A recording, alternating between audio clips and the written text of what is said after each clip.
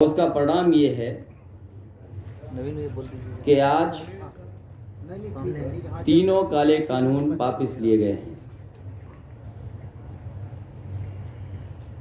काले कानूनों की वापसी अहंकार की हार है। ये किसानों की जीत है, लोकतंत्र की जीत है। जनता इन्हें माफ नहीं करेगी। इन्हें साफ करने का काम जनता करेगी आने वाले समय में। सैकड़ों किसानों की सच्ची मौत के आगे किसी की झूठ की माफी नहीं चलेगी।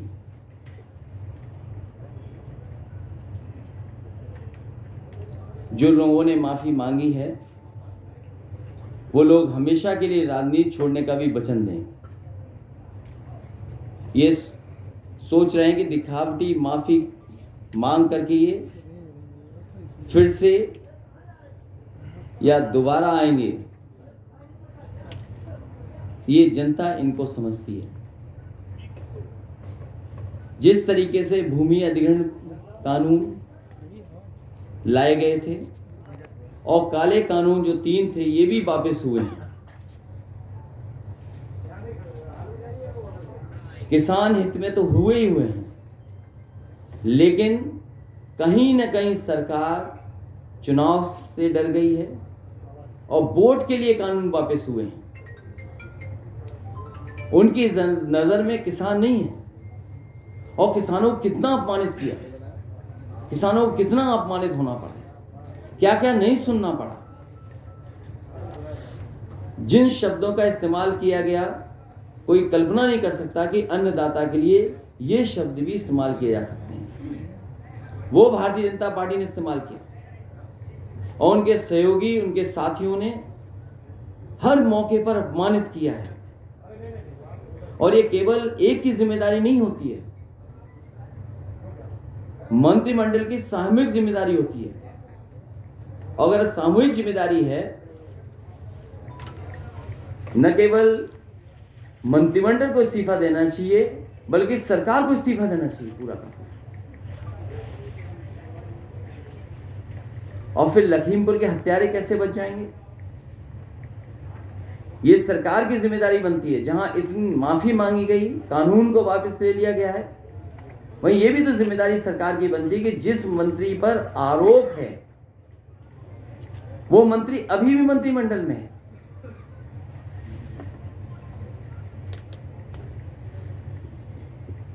और मैं कह सकता हूं कि सपा को जो समर्थन मिला और जिस तरीके से पूर्वांचल की जनता, किसान सड़कों पे नजर आए, न केवल लखनऊ बल्कि किसानों ने, आए हुए कार्यकर्ता नेताओं ने, और जिस तरीके से नौजवान निकले उनसे लखनऊ के साथ साथ दिल्ली को भी हिला दिया। याद होगा एक कानून ऐसा लाया गया था चुनाव से पहले, एक फैसला सरकार का ऐसा भी लिया गया था। क्या उससे अर्थव्यवस्था आज उभर गई? जो उस समय फैसला सरकार का था,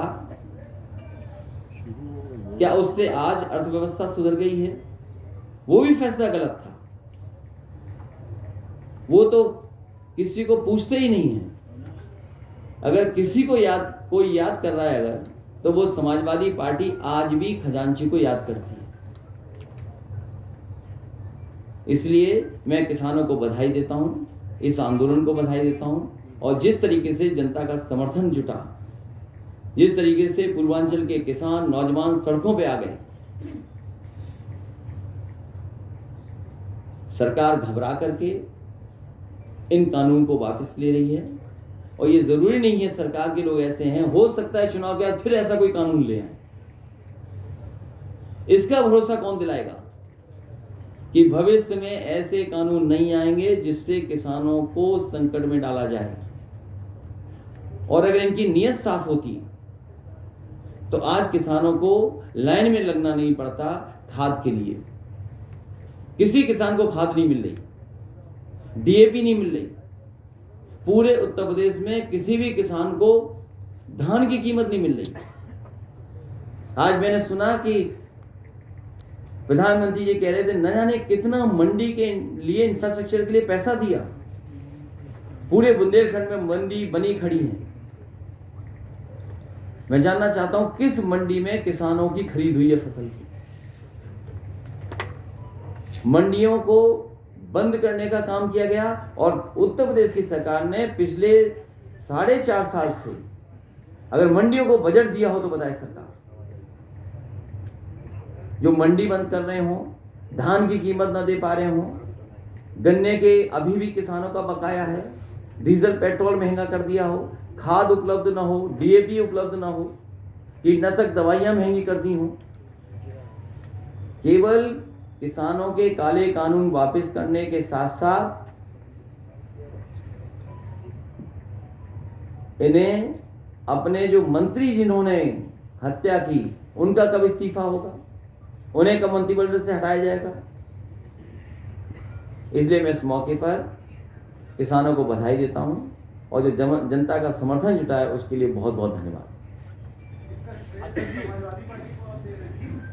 इसका श्रेय पूरे किसानों को, खासकर पंजाब के, हरियाणा के, उत्तर प्रदेश के, देश के सभी हिस्से के किसानों को और समाजवादी पार्टी के जितने कार्यकर्ता नेता लगातार संघर्ष में रहे, जिन पे न जाने कितने मुकदमे लगे।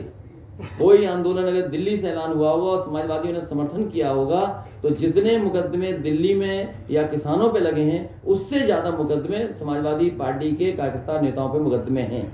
कोई नेता कार्यकर्ता ऐसा नहीं है अगर आंदोलन कह दिया, प्रदर्शन के लिए निकल पड़ा, उसके घर पर पुलिस न बैठ गई हो, पुलिस ने अपमानित न किया हो। अखिलेश जी, जो जिन किसानों की मौत हुई है इन आंदोलन में, जो आंदोलन चल रहा था, उनके लिए क्या कुछ कहना चाहेंगे? सरकार को मदद करनी चाहिए। जो बड़ी संख्या में किसानों की जान गई है, सरकार आए, केंद्र सरकार उनकी मदद करे। क्या किसानों को भी आंदोलन खत्म कर देना चाहिए? अभी उनका फैसला किसानों पे, लेकिन समाजवादी पार्टी की मांग है कि एमएसपी कब लागू होगा, उसके लिए कानून कब बनेगा। सीएम ने अपने संबोधन में एक बात कही कि किसानों को नहीं समझा पाए, किस तरीके से? मैं सोचता हूं भारतीय जनता पार्टी खुद नहीं समझना चाहती। ये कानून उद्योगपतियों के लिए बने हैं। उद्योगपतियों के लिए न बने होते तो मंडी के लिए बजट नहीं खत्म होता। एक भी मंडी को चालू करने के लिए बजट नहीं दिया गया और जो पहले से मंडियां चल रही थी उन मंडियों के भी ठीक करने का कोई भी बजट का इंतजाम नहीं हुआ। जहां प्रधानमंत्री जी या भारतीय जनता पार्टी ये कहती है कि 1 लाख करोड़ का इंफ्रास्ट्रक्चर का पैसा दिया है, वो आखिरकार गया कहां? उत्तर प्रदेश में बताएं किस मंडी के लिए पैसा दिया। बुंदेलखंड में आज है प्रधानमंत्री जी, बताएं कि बुंदेलखंड में किस मंडी को उन्होंने चालू किया है। और जब से ये 3 कानून आए उत्तर प्रदेश की सरकार ने क्या बजट दिया है? क्या मंडियों में खरीद हुई किसानों की किसी चीज की? किसी पैदावार की कीमत दे पाई हो सरकार? आज पूरे उत्तर प्रदेश में धान के लिए कहां लेकर के जाए, कहां खरीद हो रही है, कहां खाद मिल रही है? उसी बुंदेलखंड में किसान जो खाद लेने गया था उसकी जान चली गई, एक ने आत्महत्या कर ली। महुआ जिले में जहां प्रधानमंत्री जी बोल रहे हैं उत्तर प्रदेश में सबसे ज्यादा किसानों ने आत्महत्या की। मुझे याद है पार्टी के डेलीगेशन गया था, एक एमएलसी नेता गए थे, घरों पर होकर के आए थे और जो कुछ मदद कर सकते थे वो मदद की थी। महुआ जिला उत्तर प्रदेश का वो जिला है जिसमें सबसे ज्यादा किसानों ने आत्महत्या की है गरीबी के कारण, उनकी फसल की कीमत न मिले उसके कारण। महुआ में मंडी बनी, क्या सरकार ने बजट दिया? हमीरपुर में मंडी बनी, क्या बजट दिया सरकार ने? बांदा में मंडी बनी, क्या उसके लिए पैसा दिया सरकार ने? झांसी में मंडी बनी, किसान बाजार बना, क्या सरकार ने उसमें आगे काम बढ़ाया? जालौन में मंडी बनी, क्या उसके काम बढ़ाया? इस एक्सप्रेसवे के किनारे मंडियां बन रही थी, आलू की मंडी बन रही थी, अनाज की मंडी बन रही थी, उसका काम क्यों रोक दिया गया? लखनऊ में किसान बाजार था, उसको क्यों बेच दिया गया? पूर्वांचल एक्सप्रेस में जगह जगह मंडियां बन रही थी, अगर एक भी मंडी बनाई हो तो बताएं। जो सरकार मंडियां खत्म कर रही हो, कानून के सारे उद्योगपतियों की मदद कर रही हो, उससे क्या उम्मीद करोगे आप? तो जहां उन्हें 3 कानून वापस लिए हैं, जनता को सावधान रहना पड़ेगा। चुनाव के बाद हो सकता है फिर कानून ले आए ऐसा। इसीलिए बिना इन्हें हटाए, बिना इनका सफाया किए किसानों के हित में फैसले नहीं होंगे। अभी ये कोई नेता नहीं है, कोई प्रवक्ता नहीं है जिसने किसानों को खाली पानी में कहा हो, किसानों को लेकर दबाव ऐसी भाषाएं इस्तेमाल की गई। क्या आपकी तरफ से कोई मांग है कि उन सबके घर जा जाके किसान से माफी मांगे? किसान इस बार इनका सफाया करेगा सर ये बिल वापस और जनता इन्हें माफ नहीं करेगी। किसान माफ नहीं करेगा। सर ये बिल वापस हुआ। ये किसान इनको इस चुनाव में साफ कर देगा। ये कानून वापस लिए गए हैं उत्तर प्रदेश और देश में जो चुनाव हो रहे हैं, इसलिए इनकी नजर में किसान प्राथमिकता नहीं है, वोट प्राथमिकता है। इन्हें वोट चाहिए बीजेपी के लोगों को। अन्नदाता का सम्मान नहीं है प्राथमिकता। भारतीय जनता पार्टी वोट के लिए कर रही है। क्या आपको नहीं याद है पूरे देश में नोटबंदी लागू कर करके केवल उत्तर प्रदेश के चुनाव पे नजर थी, हजारों लोगों की जान चली गई। खजानजी को तो ये आज भी नहीं पूछ रहे। खजानजी को कोई याद करता है तो केवल समाजवादी पार्टी। एक सवाल हो गया सर, ये जो कृषि कानून वापस हुए और आपने अभी कहा कि देश के तमाम किसानों पर और समाजवादी पार्टी के कार्यकर्ता नेताओं पर भी जो इस आंदोलन का समर्थन कर रहे थे, किसानों को मुकदमे चल रहे हैं, तो क्या आपकी ये भी कोई समाजवादी पार्टी की तरफ से की हुई है जो मुकदमे इस कानून पर दर्ज हुए तो वापस? क्या भारतीय जनता पार्टी जिन किसानों की जान चली गई उन्हें वापस ला सकती है? क्या किसानों के साथ जो अन्याय हुआ उसके लिए क्या माफी मांगेगी भारतीय जनता पार्टी? कितना किसानों को अपमानित होना पड़ा। और उत्तर प्रदेश में सूची निकालिए आप, कितनी बड़ी संख्या में समाजवादी कार्यकर्ताओं पर मुकदमे हुए हैं। देश में अगर सबसे ज्यादा मुकदमे कहीं हुए होंगे तो किसानों के आंदोलन में